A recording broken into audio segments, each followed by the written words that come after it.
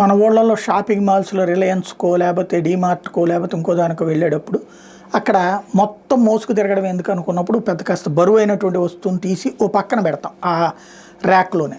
ఆ తర్వాత వచ్చేటప్పుడు తీసుకుని వస్తుంటాం. నాలాంటి వాళ్ళకి అదొక అలవాటు అనమాట.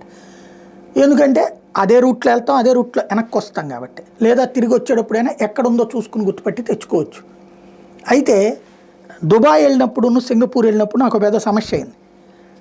ఆ లూలు వాళ్ళ మాల్కి వెళ్ళినప్పుడు ఇది తీసి పెట్టాక ఇది కాస్ట్లీ, అంటే తక్కువ, మన దేశంలో కాస్ట్లీ, వాడి దేశంలో తక్కువగా ఉంది. ఆ వెరైటీ బాగుంది అనుకుని ఎక్కడుందనేది గుర్తుపెట్టుకునేసి ముందుకెళ్ళి తర్వాత చూసుకుని వెనక్కి వద్దామంటే ఆ రూట్ ఎక్కడో తెలియదు.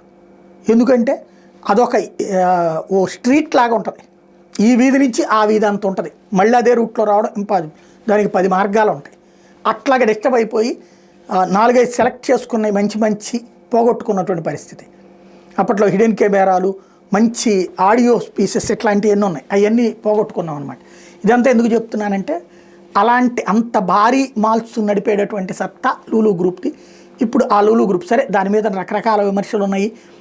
మతపరమైనటువంటిది, ఓన్లీ ఒక మతం వాళ్ళనే తీసుకున్నది, ఇవన్నీ నేను పట్టించుకుని. ఎందుకంటే ఆర్థిక పరంగా వాడు వచ్చి వ్యాపారం చేస్తానన్నప్పుడు, అందరికీ అమ్ముతున్నప్పుడు ఈ మతం వాడికి అని అమ్మట్లేదు కదా, కాబట్టి వదిలేద్దాం. లూలు గ్రూప్ విశాఖపట్నంలో అప్పట్లో పెడతానంది, ఆ తర్వాత ఆగిపోయింది. ఇప్పుడు లూలు గ్రూపు తాజాగా ప్రకటించింది 3,000 కోట్ల రూపాయలు ఇండియాలో ఇన్వెస్ట్మెంటు. ఇందులో అహ్మదాబాద్లోనే ఒక 3,000 కోట్ల రూపాయలతో భారీ షాపింగ్ మాల్ భారతదేశంలో పెడుతోంది. అదే సందర్భంలో విశాఖపట్నంతో పాటుగా మహారాష్ట్రలో నాగ్పూర్లో కూడా పెడుతున్నట్టు ప్రకటించింది.